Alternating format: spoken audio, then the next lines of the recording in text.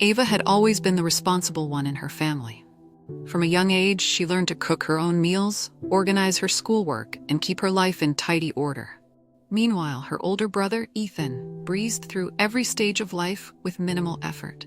Their parents, Richard and Linda, had a knack for turning a blind eye to Ethan's shortcomings, showering him with affection whenever he stumbled. Ava, in contrast, received an odd mix of polite indifference and obligatory compliments whenever she excelled. One evening, after another long day at the small accounting firm where she worked, Ava received a call from her mother. The phone call felt routine at first, a quick, half-hearted inquiry into her day, then a pivot to Ethan's latest crisis. He had racked up substantial credit card debt from shopping sprees and questionable online ventures. This time, however, the crisis wasn't just a passing mention. It came with a request that sparked Ava's disbelief. Linda calmly insisted that Ava, who was so good with money, should cover Ethan's spiraling debt. The suggestion landed heavily, like an unexpected blow, and Ava gripped her phone so tightly that her knuckles turned white. Never before had her mother asked something so audacious. But it wouldn't be the last demand. Linda's tone carried a certainty that unsettled Ava. It was as though her mother expected no argument. Ava would swoop in and rescue Ethan again. The reasoning was chillingly simple. Ava earned a steady salary, so why shouldn't she help out her struggling sibling? The logic offered no room for Ava's feelings, leaving her disoriented. That night, Ava mulled over her mother's request. She thought about the countless times Ethan had refused to take responsibility for his actions. Every family dinner, he would recount his trivial spendings and glamorous weekend adventures, shrugging off financial realities. He always had a new gadget, a trendy outfit, or a half-baked business plan. Their parents laughed it off, praising Ethan's entrepreneurial spirit. Yet Ava could still hear her mother's plea echoing in her mind. "You're the smart one, dear. You can afford to help." It felt like they were asking her to pour her hard-earned money into a black hole. What ate at her most was the unspoken threat of being labeled selfish or ungrateful. She'd seen that look on Linda's face before, one of withering disappointment whenever Ava dared to set boundaries. For the first time in her life, Ava considered refusing her mother's request. She weighed her options, reflecting on her upbringing. Throughout her childhood, Ava had learned that self-reliance was her safest bet. Ethan had always been the golden child, entertaining the family with his charm and spontaneity. If he needed money for a failed college project, their parents would funnel funds with little objection. Ava's successes, though often bigger, were acknowledged in passing but rarely celebrated. In high school, while Ava juggled part-time jobs and extracurriculars, Ethan drifted from one hobby to the next. If he decided to quit an activity halfway through the semester, nobody raised an eyebrow. But if Ava even considered backing out of a volunteer position, she'd be scolded for not following through. Now, years later, that pattern was rearing its head again. The request to pay Ethan's debt felt like the ultimate confirmation. It was never about fairness or accountability. It was about enabling Ethan while burdening Ava with guilt-laced obligations. Alone in her small but cozy apartment, Ava replayed the conversation with her mother in her head. She typed half a dozen texts to Linda, each more diplomatic than the last, but ultimately deleted them all. Words failed to capture the complex anger and sadness brewing inside her. Ava decided she needed to speak directly to her parents. She invited them over for dinner, wanting to address the debt issue face to face. On the scheduled night, Linda and Richard arrived holding a store-bought dessert.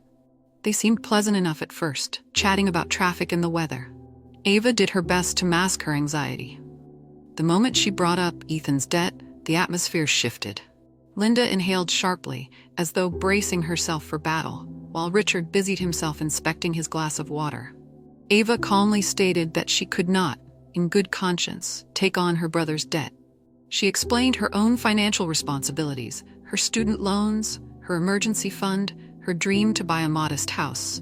It wasn't that she didn't care, but the debt was simply too large, and enabling him wouldn't solve the root problem. Linda's eyes narrowed. She insisted that family was about sacrifices. She dropped subtle hints about what a bad daughter looks like, someone who turns her back when needed. Richard joined in, talking about how Ethan's spirit is unique and fragile. Ava found herself clenching her jaw. Their accusations, disguised as concern, felt like tiny daggers piercing her resolve. Within days, the tension spread beyond her parents. Ava received a barrage of texts from various aunts, uncles, and even cousins she barely knew. Each message shared a common theme. Ethan is in trouble, and you're the only one who can fix it. Some were polite, but most dripped with judgment. Her cousin Marjorie wrote, "You've always been the good girl. Why won't you help out now?" Aunt Clara said, "Your mother is worried sick. Imagine how disappointed she is." A few messages even hinted that Ava was too wrapped up in her own success to care about the family. Each ping on her phone made her heart sink a little lower. Ava replied at first, offering an earnest explanation. Helping Ethan this time wouldn't fix his chronic irresponsibility. But the more she tried to clarify, the more the messages piled up, urging her to act. It was as though her entire extended family had formed a chorus of condemnation, chanting the same refrain, "Ethan needs you. Why are you so heartless?" Late at night, she found herself staring at the glowing screen, wondering if refusing was worth the emotional cost. Yet a part of her remained steadfast. Giving in now would only hurt her in the long run. Ava's closest friend, Marina, noticed her distress almost immediately. They met for coffee one Saturday morning, a reprieve from the swirling family drama.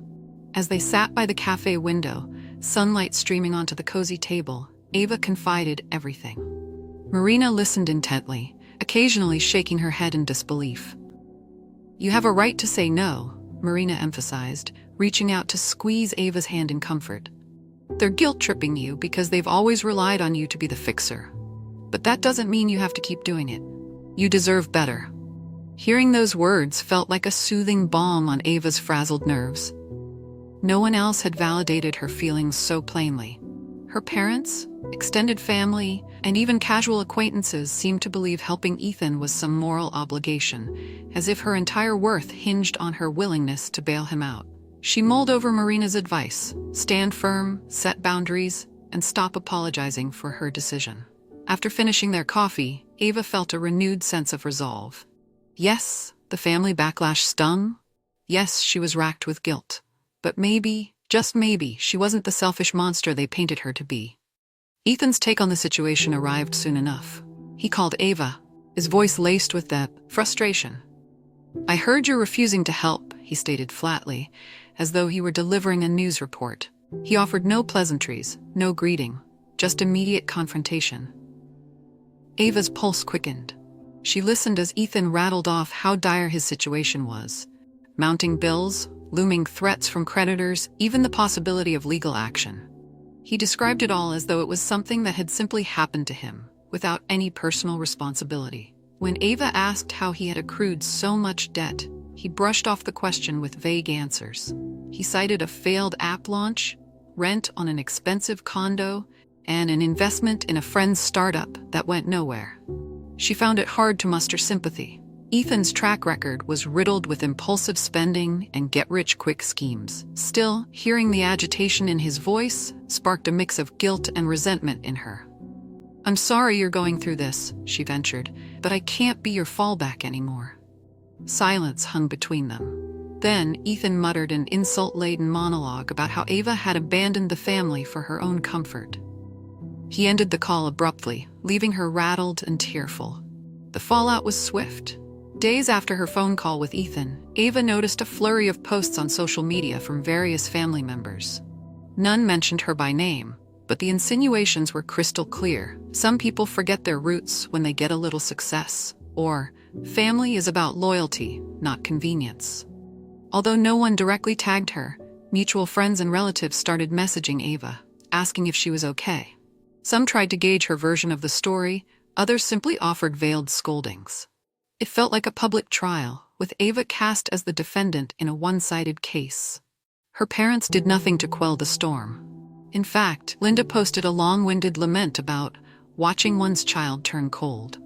Richard chimed in with comments about how challenging it was to keep a family united when certain members distanced themselves.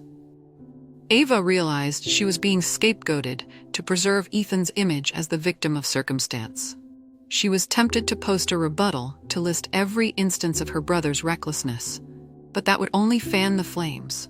Instead, she tried to maintain her dignity in silence, even as every new post chipped away at her composure. Desperate for some semblance of normalcy, Ava threw herself into her work. She arrived early at the accounting firm and stayed late, immersing herself in spreadsheets and calculations. Numbers had always provided comfort. Unlike people, they were straightforward and consistent. But even there, the family drama followed her. One afternoon, her supervisor, Ms. Morales, summoned her for a quick chat. Ava's heart pounded, fearing that someone from her family had tried to contact her boss. Indeed, Ms. Morales confessed she had received a strange voicemail from someone claiming to be concerned about Ava's character. The person, who didn't leave a name, hinted that Ava had abandoned her brother in a time of need, implying it might affect her trustworthiness at work. Ms. Morales dismissed the call as baseless. Still, Ava felt mortified. How far was her family willing to go? She thanked her boss for the heads-up and left the office with trembling hands. The realization that her private family conflict had seeped into her professional space felt like a profound invasion. If they were willing to sabotage her job, what else might they do? That evening, Ava decided enough was enough.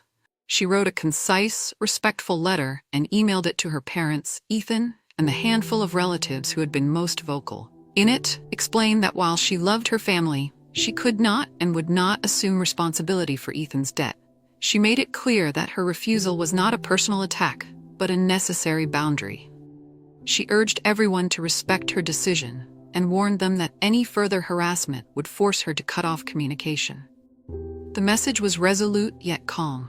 Hitting send felt liberating, but also terrifying. She half expected a barrage of replies calling her vile names. Instead, the initial response was unsettling silence. For a brief moment, Ava dared to hope that her words had somehow sunk in, that they would realize she was serious and let the matter rest. Days passed, and she maintained her resolve. She spent time with Marina, went to the gym, read novels she'd been putting off, and even started planning a short vacation. The quiet from her family's side loomed, but Ava tried to focus on this rare sense of peace. Little did she know, it was the calm before a storm she never saw coming. A few weeks later, a letter arrived in Ava's mailbox, an official-looking envelope, bearing a legal firm's logo she didn't recognize. Inside was a curt notice. Ethan's creditors were exploring avenues to collect outstanding debts, and they had reason to believe Ava might hold joint responsibility due to family obligations and shared resources. It read like a thinly veiled intimidation tactic. There was no solid legal basis. Ava had never co-signed anything for Ethan, but the letter implied trouble could escalate. Alarmed, she called the law office. They offered little clarity, only saying they had been retained to pursue all possible options. Ava's mind reeled, suspecting her parents might have fed Ethan's creditors her information. That same day, she received a text from Linda, accusing her of letting the debt snowball into a crisis because she wouldn't help in the first place.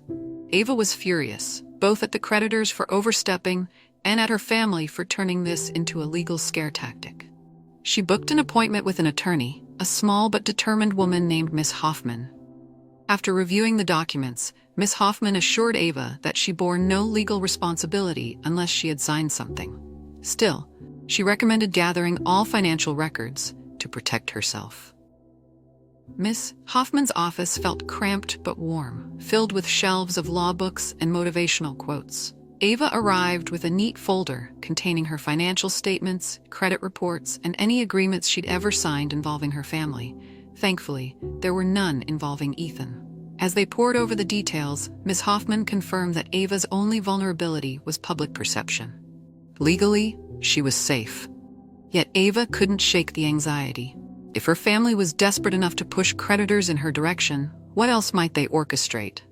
It wasn't just about money anymore. It was about control, manipulation, and a relentless campaign to break her resolve. While Miss Hoffman remained calm, Ava's stomach churned, imagining worst-case scenarios, false loan documents, identity theft, or defamation at her workplace. People do unthinkable things when they feel cornered, Miss Hoffman said gently. Keep an eye on your credit score, your bank statements, and any shared financial ties. Ava nodded. The weight of her family's betrayal pressed down on her like a heavy cloak she couldn't remove. She remembered Ethan's accusations, Linda's dramatic social media posts, and Richard's complicit silence. Each memory stung anew, fueling a simmering anger deep in her core. Word of the legal threats quickly reached Marina, who insisted Ava spend a weekend at her house for a break. They ordered takeout, watched lighthearted movies, and even went for a small, relaxing stroll through a nearby park. Despite Marina's best efforts, the topic kept circling back to Ava's family. "It's like they've declared war on me," Ava said bitterly, sipping her tea. "They've made me out to be this villain who abandoned them. Now there's talk of creditors and legal notices. It's insane."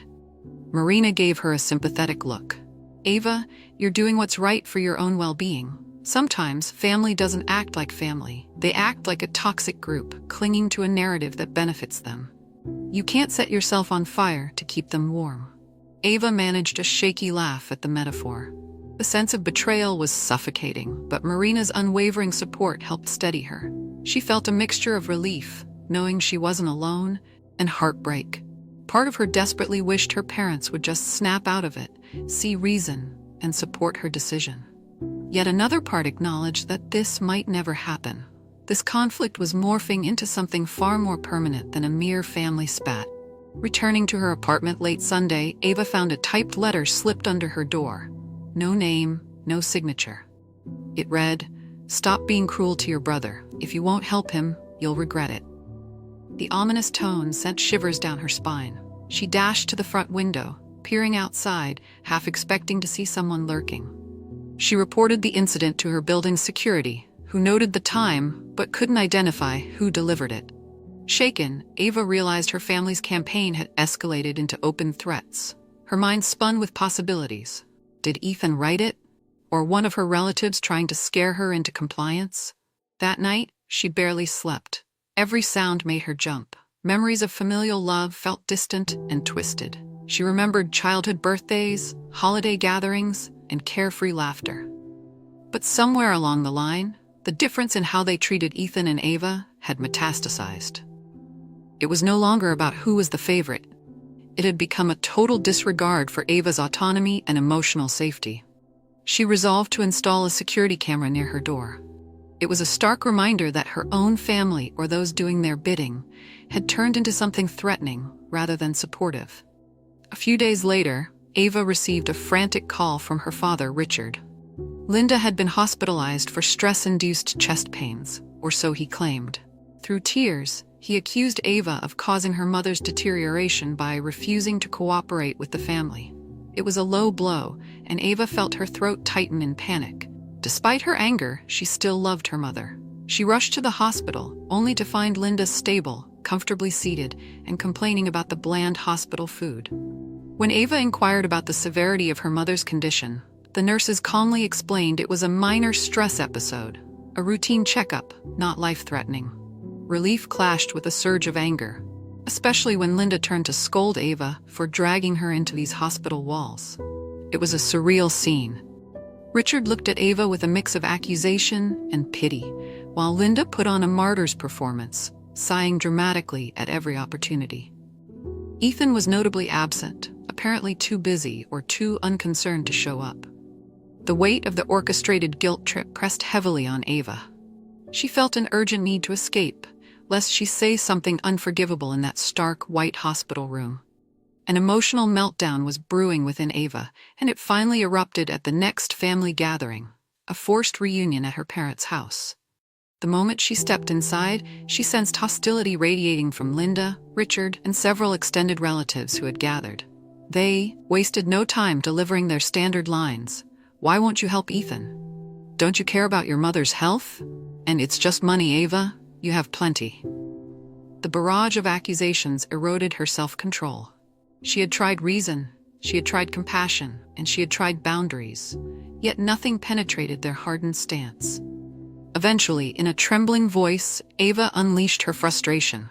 She recounted the threatening letters, the intrusion at her workplace, and the hateful social media posts. She asked how they could stoop so low, using fear and emotional manipulation to make her comply. Silence fell over the living room. For a brief moment, she saw something akin to shame flicker in Richard's eyes. But Linda hissed that everything would have been fine if he just did what was expected. Ethan, who was perched on the sofa with a smug grin, shrugged as if to say, "What did you expect?" Ava stormed out, tears streaming, heart pounding with rage and despair. In the wake of that explosive confrontation, Ava felt an overwhelming sense of isolation. She took a week off work, using saved vacation days to regroup. Each morning she tried to distract herself with chores, yoga, or reading. But her mind replayed the family gathering on a loop. During one particularly restless afternoon, she received an anonymous tip from a blocked number. "You should check local court records. Ethan's done more than you think." Intrigued and slightly unnerved, Ava scoured public court documents online, searching for any mention of Ethan. Her heart froze when she found multiple judgments against him, not just for credit card debt, but also for a failed lawsuit involving stolen intellectual property. It appeared Ethan had been sued by a former business partner for fraudulent activity. Shock mixed with grim validation. This explained the creditors' intense tactics. Ethan was more than just a frivolous spender. He dabbled in legally murky waters. Ava realized her family likely had no clue about the extent of Ethan's wrongdoing. Or worse, they did know, but chose to shield him anyway. Now she had a bombshell piece of evidence that painted Ethan in an even darker light. The question was, what would she do with this knowledge? Disclosing Ethan's legal history felt like a last resort, but Ava weighed her options. Her family had aggressively smeared her reputation, harassed her employer, and even threatened her safety.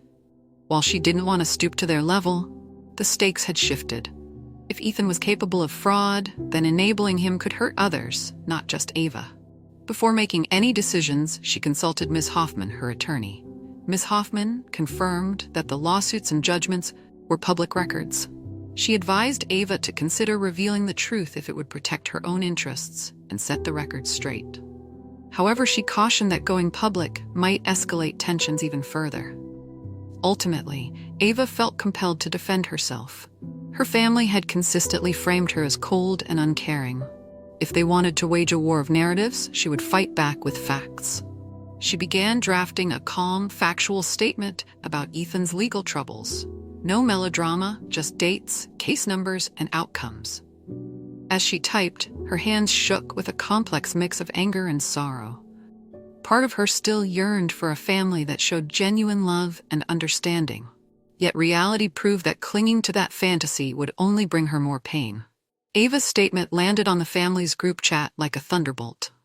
Some relatives quickly deleted their inflammatory posts on social media, presumably out of embarrassment or fear they had championed a cause they didn't fully understand. Others openly accused Ava of dragging private matters into the public eye, as if the relentless shaming campaign against her had never happened. Linda and Richard were conspicuously silent for almost 2 days. Finally, Linda sent a curt message. "How could you betray your brother like this?" Betrayal. That was the word choice, as though Ava had any obligation to hide Ethan's fraudulent behavior. Ethan responded with a tirade of messages that rapidly escalated from denial to insults. He threatened to sue her for defamation, even though she'd only shared factual, publicly accessible information. Ava calmly informed him of her attorney's involvement, which seemed to dampen his bravado. Despite the chaos, Ava felt a sense of vindication. For the first time, she wasn't just passively absorbing her family's attacks. She was shining a light on the truth. It wasn't about revenge as much as it was about self-defense. Still, the emotional cost was steep. Her phone buzzed incessantly. Sleep eluded her, and she wondered if she'd ever find real peace. News of Ethan's legal troubles spread quietly among acquaintances, neighbors, and extended family friends. The carefully crafted facade that Linda and Richard maintained began to crack. Some friends unfollowed them on social media or left polite but distant comments. Others confronted them privately, questioning the earlier narrative that painted Ava as the villain. In a strangely poetic twist, the credit agencies and other creditors became more aggressive in their pursuit of Ethan. Without the family's illusion that Ava will pay, they realized Ethan was a shaky bet. Suddenly, Ethan's phone began blowing up with collection calls, and legal notices piled up at his door. Left with fewer escape routes, he had to face the reality of his actions. Ava felt both relief and an unexpected sorrow. While she never wished financial ruin upon her brother, watching him evade responsibility for so long had been excruciating. Now justice was catching up. It was the natural consequence of his deceitful choices. She tried to focus on her own life. She returned to work, where Ms. Morales expressed ongoing support. She resumed her social outings with Marina. Each day, the ghost of her family's betrayal weighed on her a little less, but the scars remained. The next crisis arrived in the form of Linda's dramatic announcement: "We're losing the house." Apparently, Ethan had convinced their parents to co-sign one of his loans. The monthly payments had lapsed for too long, and now the bank was threatening foreclosure. In a desperate call, Richard demanded that Ava do something to save them. The subtext was clear: send money. Ava's chest tightened. The house she grew up in had always symbolized security, even if it wasn't the warmest home. The idea of her parents losing it was heartbreaking, but the anger she felt for their enabling behavior also churned inside her. Over the phone, she listened to Richard's plea. He alternated between blaming Ava for withholding support and blaming Ethan for being irresponsible, but he never held himself or Linda accountable for their own choices. When her father finally paused for breath, Ava calmly stated that she couldn't jeopardize her own future. She could not magically fix the mess they had willingly created by co-signing for Ethan. Richard hung up, muttering an obscenity under his breath. Ava sat in stunned silence, tears sliding down her cheeks, torn between guilt and the self-preservation instinct she had fought so hard to maintain. The foreclosure process became public knowledge in their neighborhood, turning Linda and Richard into objects of both sympathy and gossip. Some neighbors recalled how proud Linda used to be of Ethan, always boasting about his entrepreneurial flair. Now the same neighbors whispered about how those ventures had led to their downfall. Ava was surprised to get a call from Aunt Clara, one of the family's most vocal critics. Clara apologized for the harsh words she'd lobbed at Ava earlier. Apparently, she'd learned the truth about Ethan's fraudulent lawsuits and felt remorseful for piling on the blame. She admitted she had been manipulated by Linda's emotional stories about Ava, turning her back on family. While Ava appreciated the gesture, she remained guarded. The damage from months of accusation and bullying wouldn't vanish overnight.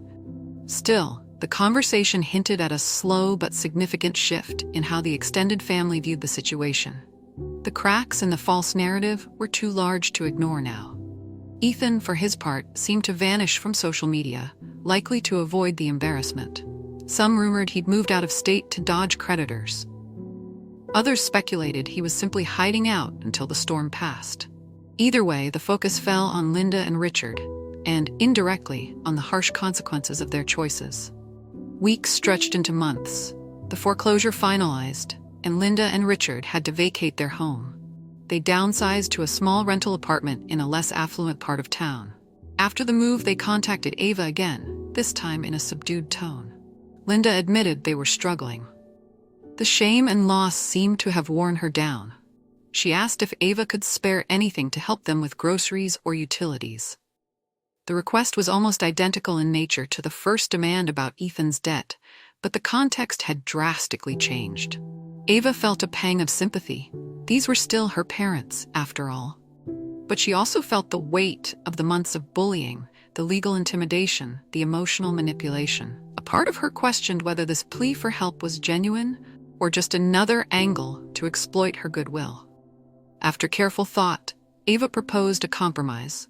She would provide them a small monthly stipend to help with essentials, under the condition that they cease all harassment and refrain from involving her in any of Ethan's future financial issues. She had no desire to see her parents starve, but she refused to be guilted into another cycle of drama. Linda and Richard grudgingly accepted Ava's conditions. For the first time in years, they seemed to acknowledge her boundaries. They refrained from mentioning Ethan during their calls, focusing instead on more benign topics. Nonetheless, their interactions were fraught with a lingering tension, like two parties negotiating a fragile truce. Meanwhile, Ava set about rebuilding her emotional life. She sought counseling to process the betrayal, heartbreak, and guilt. Over time, she learned that her self-worth wasn't tied to her family's shifting opinions. She developed healthier communication strategies, like calmly stating her boundaries and enforcing them without apology. News trickled in that Ethan was facing multiple lawsuits in different states. He had burned bridges not only with creditors, but also with business partners and friends. Ava tried not to dwell on it. If anything, she hoped he would finally learn to take responsibility.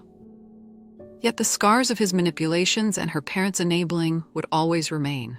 This new normal felt both liberating and bittersweet. On some days, she missed the idea of a loving family that would cheer her on. On others, she felt a resilient pride in standing her ground, knowing she finally put an end to the cycle of endless sacrifice. Time moved on, bringing clarity and a sense of peace Ava once doubted she could ever find.